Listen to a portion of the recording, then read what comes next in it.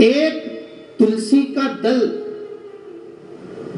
तुलसी का जल, तुलसी का चरणामृत हम पीते हैं, वह हमारे शरीर में 8 दिन तक तुलसी का दल, तुलसी का जल 8 दिन तक हमारी इंद्रियों को संयम में रखता है। कितने दिन तक? 8 दिन तक। विष्णु पुराण कहती है बेलपत्री, एक बेलपत्री का आधे से आधा पत्ता भी, या भगवान शंकर पर चढ़ा हुआ जल, या बेलपत्री का आधे से आधा पत्ता भी, या एक पत्ता भी हम ग्रहण करते हैं, शिव जी पे चढ़े हुए जल को हम पीते हैं, तो हमारी इंद्रियों में तुलसी का जल 8 दिन तक रहता है, बेलपत्री का जल, बेलपत्री का पत्ता 1.25 महीने तक हमारे उदर में हमारी इंद्रियों को संयमित करता है। 1.25 महीने तक बेलपत्री का पत्ता हमारी इंद्रियों को संयमित करता है। आप कहोगे गुरुजी ये कथा कहां की है, तो आप स्मरण करिए राजा कर्ण।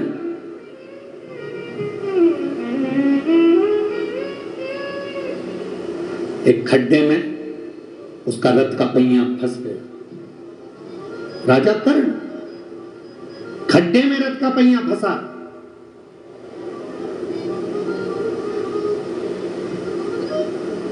स्वयं रुक्मणी जी ने कहा भगवान कृष्ण से, आपने ये कर्ण मर रहा था और आपने अर्जुन का साथ दिया। कर्ण मर रहा है और तुमने अर्जुन का साथ दिया। भगवान कृष्ण कहते हैं सुन रुक्मणी, ये कर्ण की गलती है।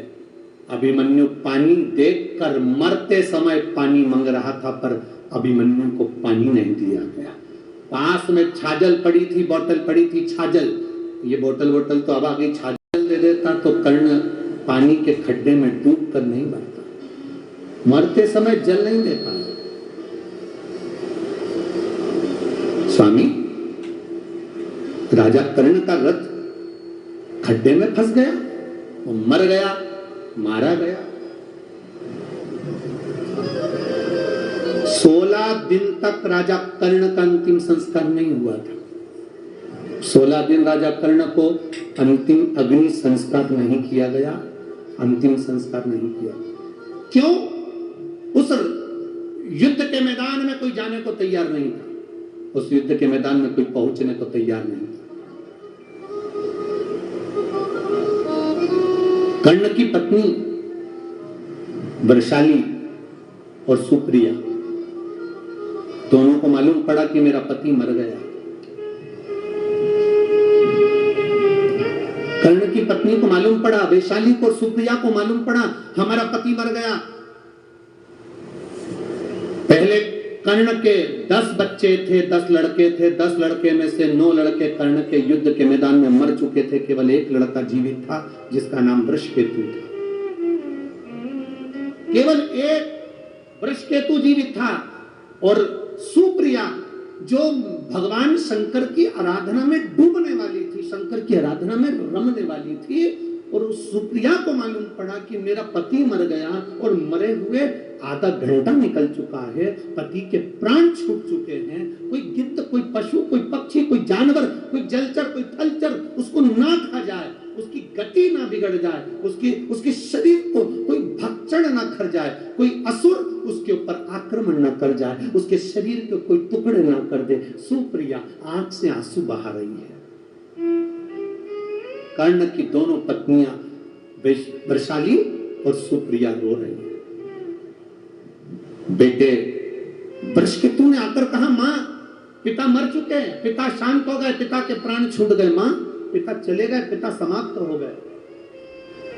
और उस जगह पर समाप्त हुए हैं जहां पर युद्ध हो रहा है, वहां से बॉडी को उठाना, शव को उठाना कठिन है। आसपास युद्ध चल रहा है, बीच में पिता और दुश्मनों का खेमा है, करा क्या जाए। सुप्रिया ने अपने बेटे वृषकेतु से कहा, केवल एक काम करो वृषकेतु, केवल एक काम कर, मेरा पति मर गया, उसके शरीर के पास में जा युद्ध के मैदान में कहीं अगर बेलपत्र का वृक्ष हो, उस बेलपत्र के वृक्ष में से एक बेलपत्र तोड़कर मेरे पति के नजदीक में या उसके शरीर के पास ले जा। मां, उस युद्ध के मैदान में जहां पिता का शव पड़ा है, चारों तरफ युद्ध हो रहा है, कैसे जाएंगे? वो बेलपत्री का फल क्या होता है? बेलपत्री के वृक्ष की एक पत्ती का फल क्या होता है? शिव महापुराण की कथा कहती है, देव पितर, शिव महापुराण की कथा कहती है कि ये पितृपक्ष 16 दिन जो कर्ण को मिले हैं वो साधारण नहीं थे। एक बेलपत्र का पत्ता वृषकेतु तोड़ता है, तोड़कर वृषकेतु युद्ध के मैदान में रथ पर सवार होकर युद्ध लड़ता लड़ता पिता के नजदीक में जाता है। रथ चलता रहता है, वृषकेतु नीचे कूद जाता है और कर्ण का 10वें नंबर का बेटा छोटा, 9 बेटे मर चुके थे राजा कर्ण के, कर्ण स्वयं मर चुका था। एक बेलपत्र उठाकर वृषकेतु ने राजा कर्ण के नजदीक में, उसके पास में उस बेलपत्र को रख दिया। उस बेलपत्र को रखने का फल क्या हुआ वो देखिए कि कर्ण के प्राण छूटने के बाद कर्ण को मरा हुआ आधा घंटा निकल चुका था। बेलपत्र रखते से ही कर्ण के प्राण यमदूत बंदी बनाकर जो लेकर गए थे, तब चित्रगुप्त महाराज के सामने प्राण खड़े थे और चित्रगुप्त महाराज ने कहा, क्या चाहते हो कर्ण? कर्ण कहता है, मुझे भूख लग रही है। राजा चित्रगुप्त ने कहा, जाओ सोने की पुड़ी लाओ, चांदी की सब्जी लाओ, हीरे की गुलाब जामुन लाओ, पीतांबर की थाली लाओ, सोने की पुड़ी, भजिया, जलेबी, हीरे और पन्ने के दिए गए। तो कर्ण रोने लगा कि मैं कैसे खाऊंगा, मुझे अन्न तो दो। इतने में चित्रगुप्त महाराज ने कहा, तूने मृत्यु लोक में रहकर सबको सोना चांदी हीरा पन्ना दिया पर कभी अन्न का दान नहीं करा, तो तुझे अन्न मिले तो मिले कैसे, प्राप्त कैसे हो, कैसे मिलेगा? राजा कर्ण ने कहा, अगर मैं भूखा रहूंगा तो अच्छी बात नहीं, आप कृपा कर दो। क्या कृपा?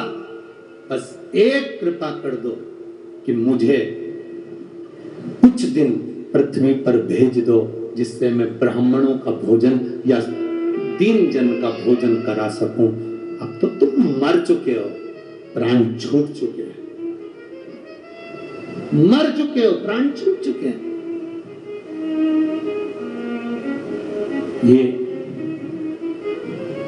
अब हो ही नहीं सकती, होनी अनहोनी तो ये तो हो गई जो होना था।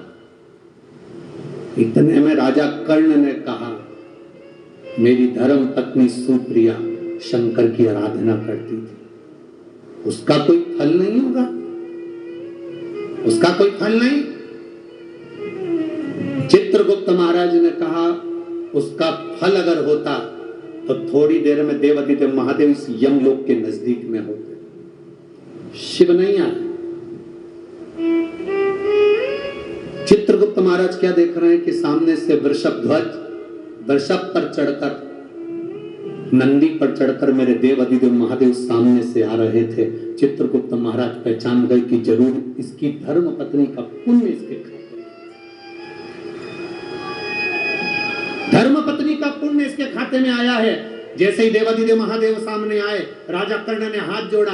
हाथ जोड़कर राजा कर्ण कहते हैं, बाबा ए मेरे शंभु, ए मेरे त्रिकालदर्शी कैलाशी अविनाशी, मैंने सोना दान करा, हीरे दान करे, पन्ना दान करा, पीतांबर दान करा, अंबर दान करा, मैं अन्न दान नहीं कर पाया। बाबा मैं अन्न नहीं दे पाया। कर्ण रो रहा था, शंकर देख रहे थे। शिवजी देखकर राजा कर्ण से कहते हैं, कर्ण क्यों चिंता करता है? ए बाबू, चिंता करने की जरूरत नहीं है।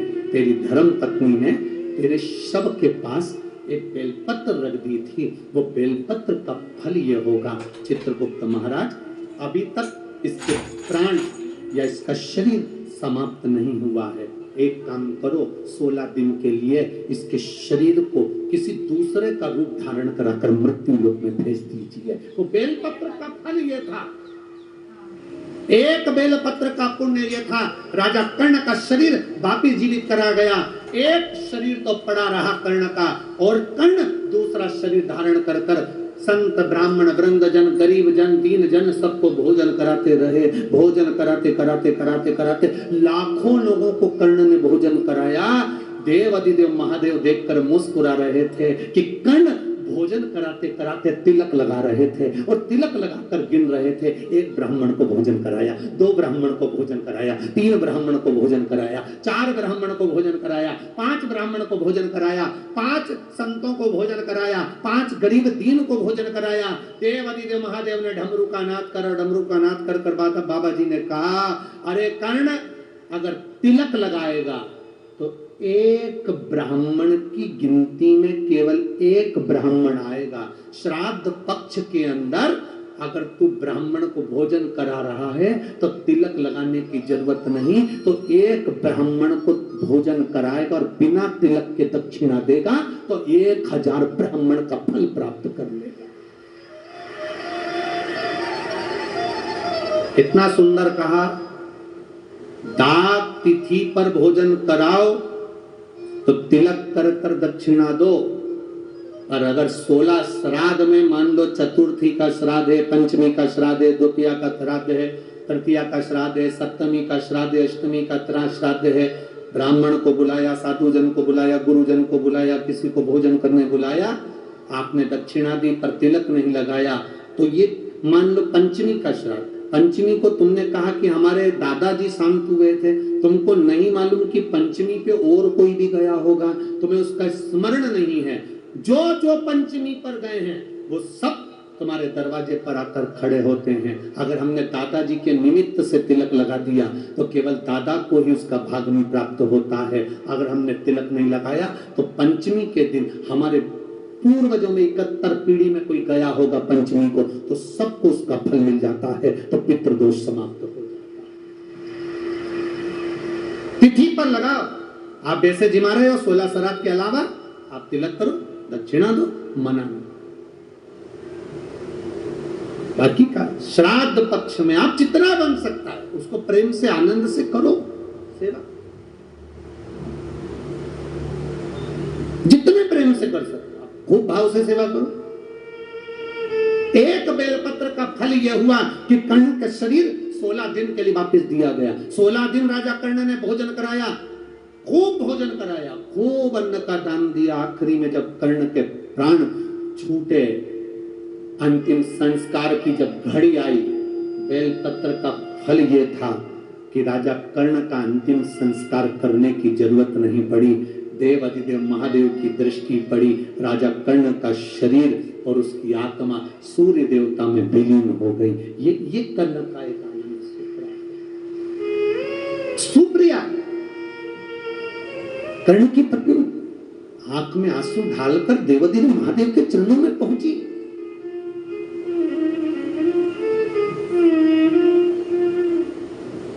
क्या मेरा पति नरकों का भोग भोग रहा है?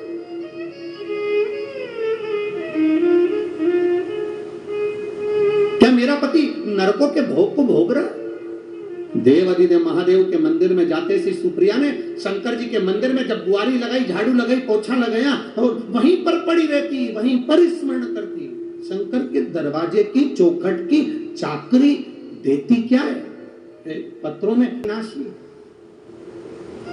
हम तो कहेंगे ये कथा संदीप जी शर्मा विधायक जी अगर करवाए हैं तो कहीं ना कहीं कोटा वालों पर मथुराधीश की, द्वारकाधीश की और भगवान देवाधिदेव महादेव की कृपा हुई है। ये कथा ये बहुत बहुत साधुवाद है संदीप जी शर्मा जी आपको कि पितृपक्ष में कोटा की धरा पर आप इस कथा को लेकर आए हो, इसके लिए साधुवाद है। और मेरी माताओं, मेरी जीजियों, मेरे भाई और मेरे जीजाओं जितने बैठे हो, सावधानी से सुनना। बहुत थोड़े समय की कथा है, जितनी ले सकते हो जिंदगी में लो। बिना बात विवाद के आप इस कथा को ग्रहण करो। हो सकता है हमारी बात का आपको बुरा लगे, पर देखो इंजेक्शन मार, छोटे से बच्चे को इंजेक्शन लगवाती है तो माँ का दिल दुखता है। छोटा सा है, सिस्टर आराम से लगाना, डॉक्टर आराम से लगाना, छोटा सा है। पर सिस्टर डॉक्टर जानते हैं अगर इंजेक्शन सही से नहीं लगाऊंगी तो कहीं इसको पोलियो ना हो जाए, कहीं इसका शरीर बेकार ना हो जाए, कहीं इसे चेचक की बीमारी ना हो जाए। सिस्टर उसको गोद गोद के लगाती है जिससे ये बच्चा बाद तक आखिरी तक अच्छा लगे। हमारी बात का बुरा लगे तो ये समझना भोलेनाथ जी इंजेक्शन जरा गोद गोद के लगा रहे हैं, इसलिए थोड़ा सा लग रहा है। तुम्हारी जिंदगी संवर जाए। तुम्हारा जीवन बड़ी मुश्किल से तो कोटा में आना हुआ और कोटा मिली है कथा, तुम ले लो, जितना ले सकते हो बटोर लो, जितना ले सकते। खाली न जाता कोई दर। देव पितर गो पितर का वर्णन शिव महापुराण की कथा कहती है। पितरों के जो स्वामी हैं वो आर्यमा स्वामी हैं।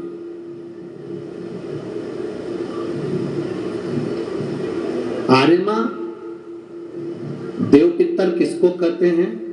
जैसे समाज में कोई अध्यक्ष हो जाता है, कोई उपाध्यक्ष हो जाता है, कोई सचिव हो जाता है, कोई मंत्री, कोई महामंत्री, कोई बन जाता है, ऐसे ही पितरों के जो देवता हैं वो आर्यमा है। पितरों के जो देवता हैं वो आर्यमा। आर्यमा ने एक निर्णय बना रखा है, अपना एक सभा बना रखी है। उस सभा में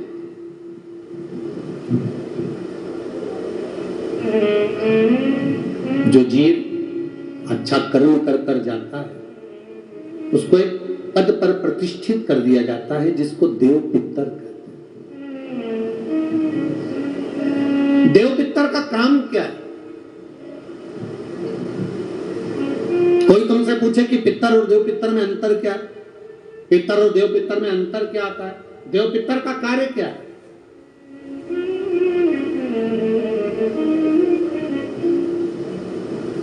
हम जब भी कोई पूजन करते हैं तो कहते पितृ देवता, बोलते कि नहीं बोलते?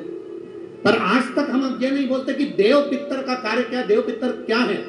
पितर देव नहीं, देव पितर का कार्य क्या है? देव पितर का एक कार्य है, परमात्मा जीव को गर्भ में धारण करा देता है, पर जो शरीर गर्भ के अंदर बच्चे का बनता है, बेटा बेटी का जो गर्भ के अंदर शरीर बनता है, वो देव पितर निर्मित करते हैं। उनका काम क्या है? देव पितर का सबसे बड़ा कार्य है कि गर्भ में जो बच्चा है उस गर्भित बच्चे को शरीर कैसा देना, उसकी नेत्र ज्योति कम रखना है, श्रवण शक्ति कम रखना है, उसकी छाती में, उसके हृदय में, उसके दिल में छेद करना है, हड्डी को कमजोर करना है, पांव टेढ़ा करना है, हाथ टेढ़ा करना है, या उस शरीर को सही तरह से निर्मित करना है। ये देव पितर का,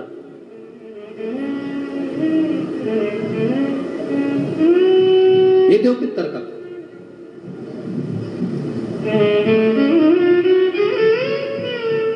एक जैसे आप लोगों के स्मरण में होगा कि श्राद्ध पक्ष के अंदर चुटकी भर आटा दरवाजे की दोनों चौखट पर डाला जाता है।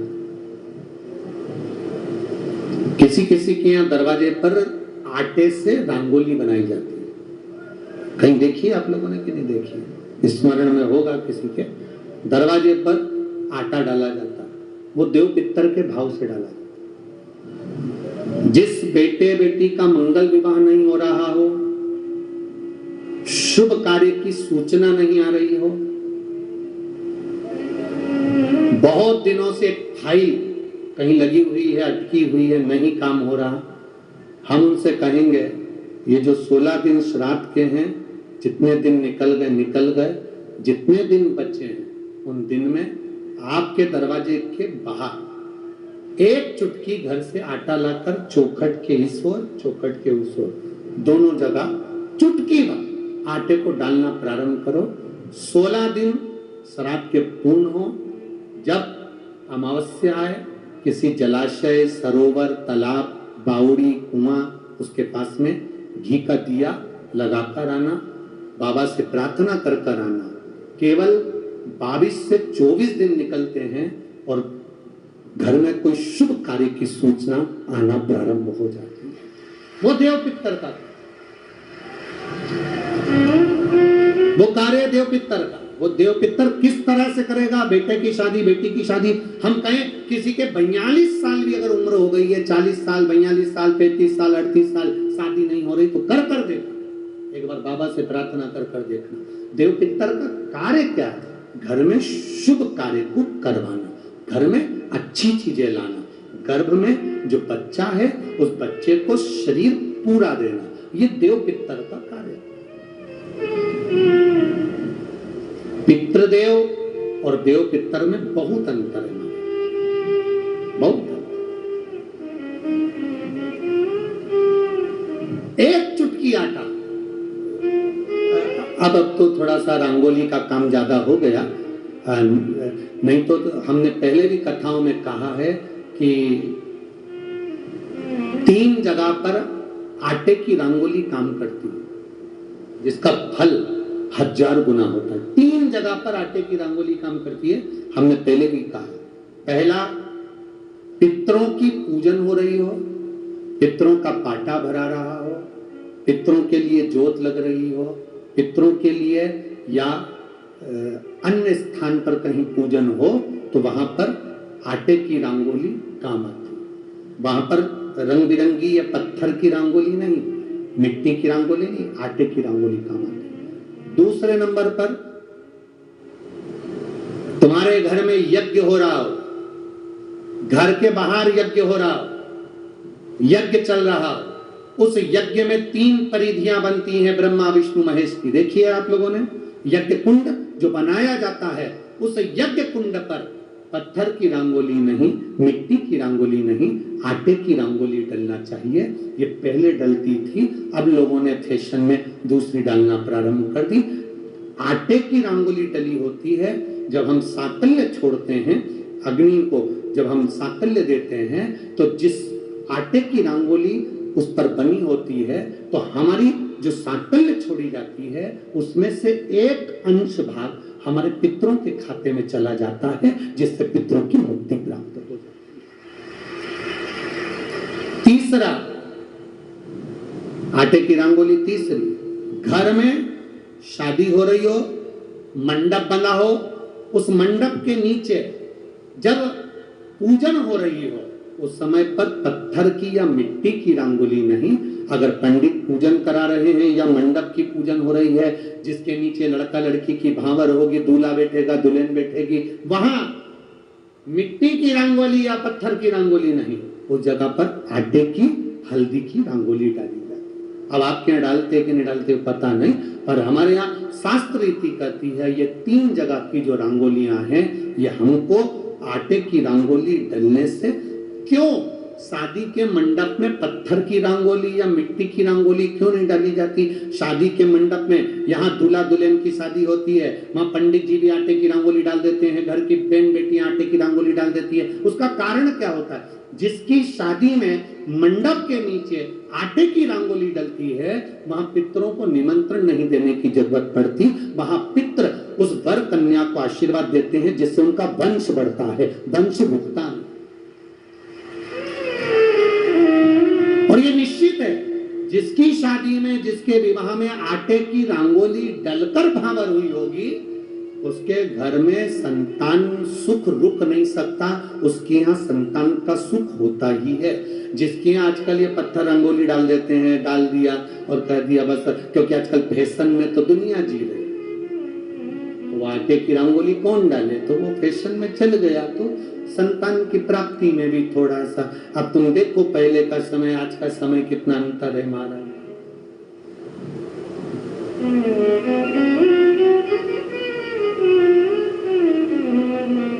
पहले के समय में संतान का सुख शादी के 1-2 साल में प्राप्त हो जाता था। आज के समय में संतान का सुख जब तक डॉक्टर के यहाँ दोनों जांच नहीं करा कर आ जाए, दिखा कर नहीं आ जाए, सब लोग कह रहे हैं डॉक्टर साहब जरा देखो संतान, डॉक्टर साहब बोले जांच करना पड़ेगी, बहू की भी जांच हुई, बेटे की भी जांच हुई, सब अच्छा है, उसके बाद भी संतान का सुख। उसके बाद भी संतान की प्राप्ति। शिव तत्व को जानना। शिव महापुराण की कथा कहती है 3 जगह आटे की रंगोली की मूलता है। बोलेंगे आप लोग। पहला स्थान दरवाजे की चौखट, दूसरा स्थान बोलते जाओ जल्दी यज्ञ कुंड, तीसरा स्थान शादी का मंडप, जहां पर भले चुटकी भर आटे की रंगोली बने पर वो जरूरी है। 3 स्थान आटे की रंगोली के लिए। ये उसी तरह है जैसे तुम्हारे दरवाजे पर तुम मोती की बंदरवाल लगा लो, चमकदार बंदरवाल लगा लो, हाथ से बनी हुई बंदरवाल लगा लो, पर जब तक तुम आम के पत्ते की बंदरवाल नहीं लगाते तब तक घर में लक्ष्मी का प्रवेश नहीं होता।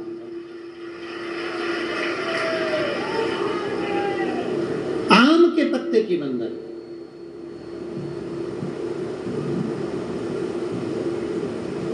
कहा गुरुजी आम के पत्ते की क्यों? तो शास्त्र कहता है, शिव महापुराण में उमाखंड कह रहा है,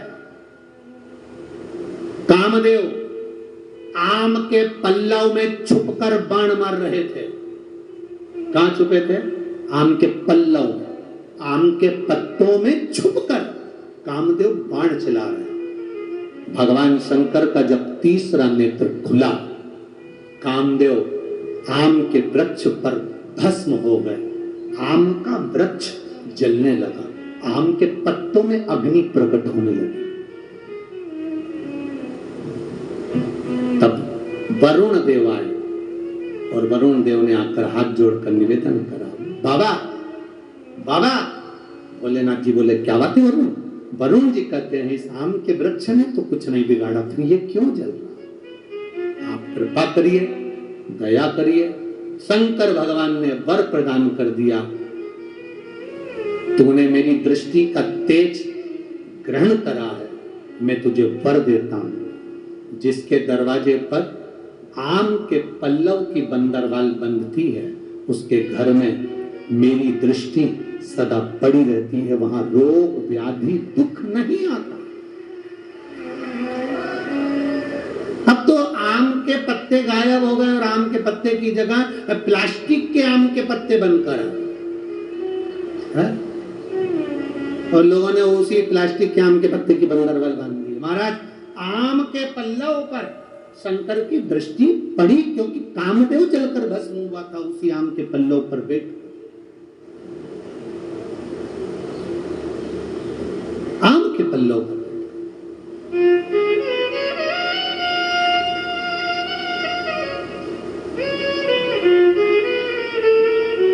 महाराज शिव कथा कर रही है, भगवान शंकर का संवाद कर रहा है, भगवान शंकर का स्मरण कर रहा है।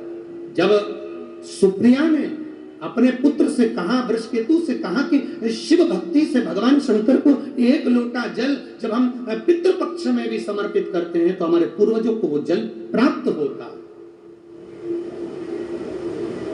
शिव भक्ति का बल प्राप्त होता।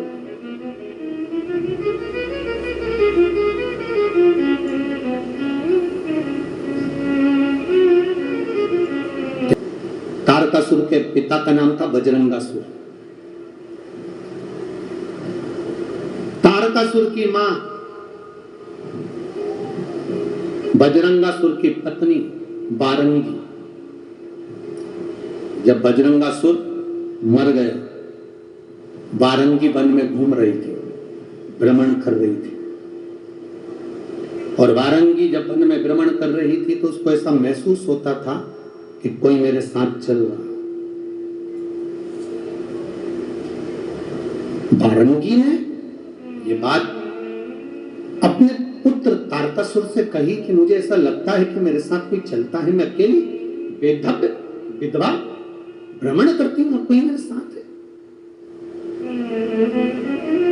तारकासुर ने कहा, मां आप चिंता मत करो, अब की बार तुम वन में अगर विचरण करने के लिए जाओगी, वन में अगर घूमने के लिए जाओगी तो तुम्हारा पुत्र तारकासुर तुम्हारे साथ जाएगा। बारंगी ने कहा ठीक है। बारंगी वन में फिर विचरण करने घूमने के लिए गई तो बारंगी वन में एक वृक्ष के नीचे विश्राम की अवस्था में सो गई। स्वप्न में वारंगी को भजंगासुर नजर आया और बहुत बहुत रो रहा है, बहुत मेरी गलती है। शिव महापुराण की कथा कहती है पितरों के स्वप्न का वर्णन किया गया।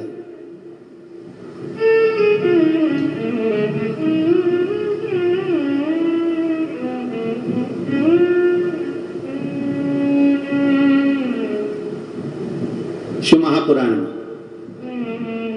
पितृ मरे हुए व्यक्ति जो चला गया वो व्यक्ति तुम्हें रोता हुआ नजर आ रहा है तो समझ लेना कि घर में कोई व्याधि, कोई तकलीफ, कोई कष्ट आने वाला है।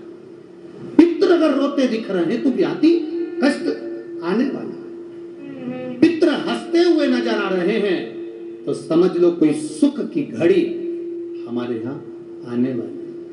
और पितृ स्वप्न में अगर कह रहे हैं कि मुझे भूख लग रही है, प्यास लग रही है, पानी पिला दो, भोजन करा दो, समझ लो घर में कोई बड़ी बीमारी प्रवेश करने वाली है।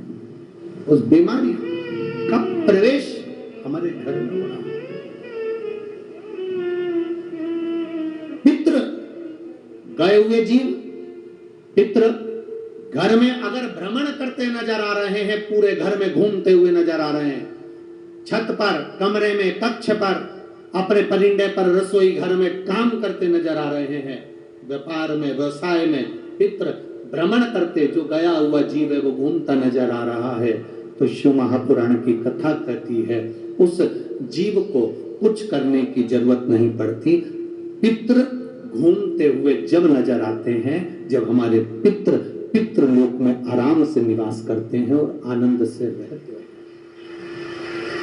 4 तरह के स्वप्न हैं, रोता हुआ देखना, हंसता हुआ देखना, भ्रमण करते हुए देखना, भूख और प्यास में व्याकुल देखना। इन चारों स्वप्न के लिए शिव महापुराण की कथा कहती है ये 4 स्वप्न पितरों के।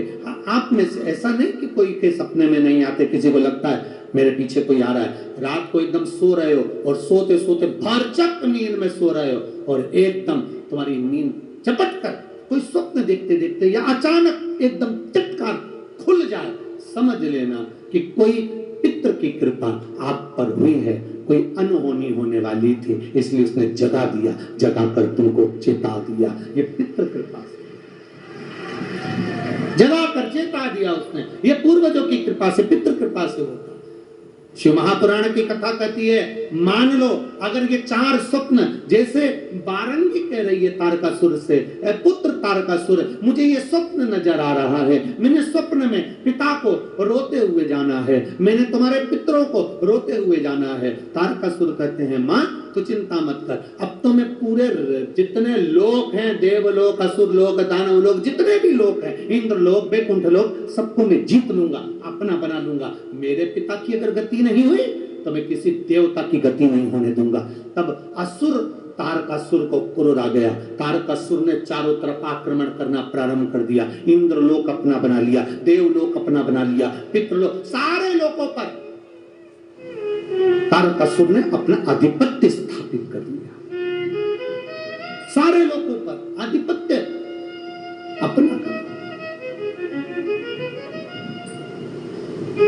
अब सभी लोग पर जब तारकासुर ने अपना आधिपत्य स्थापित कर लिया, तब आखिरी में तारकासुर एक ऋषिवर यज्ञ कर रहे थे, बारंगी के कहने पर तारकासुर उस ऋषि के पास चले।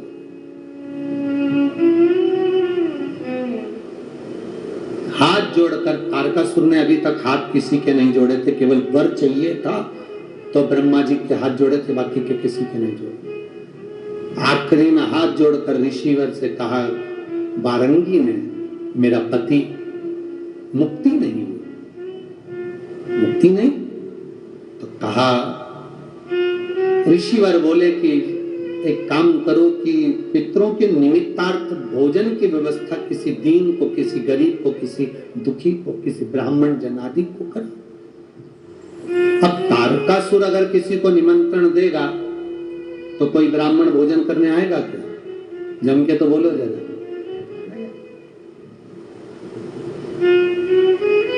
कहीं का डाकू जैसा स्वभाव वाला व्यक्ति किसी को खाना खाने बुला ले, ए महाराज, कल हमारे दादाजी मर गए थे, उनका भोजन है, सीधी तरीके से आ जाना। अब पंडित जी तो आधे तो बेचारे ऊपर से नीचे तक गीले हो गए, क्या भोजन करने जाएं? जब डरा कर बुलाया जाए, हे महाराज, कल हमारे दादाजी मर गए थे, उनका भोजन है, तुम आ जाना सीधी तरीके से। और बोला भी ऐसा कि सीधी तरीके से आए। अब घर पे जाकर पंडित जी को बुखार आ गया। पत्नी ने पूछा, हुआ क्या? क्या हुआ? उसने बुलाया है, एक तो बोलता गंदा, ऊपर से अगर जरा सी भी गलती हो जाए तो मारने काटने दौड़ता। पत्नी बोली, तुम चिंता मत करो। और कंजूसड़ा इतना कि 1 रुपया तो छाती से छूट जाए, दूसरे का उठा के लिया आता। अब दुख इतना हो रहा है कि हम खाना खाने गए और हमारी धोती और कुर्ता भी ले लिया। तो पंडितायन ने कहा, तुम चिंता मत करो, तुम तो भोजन कर।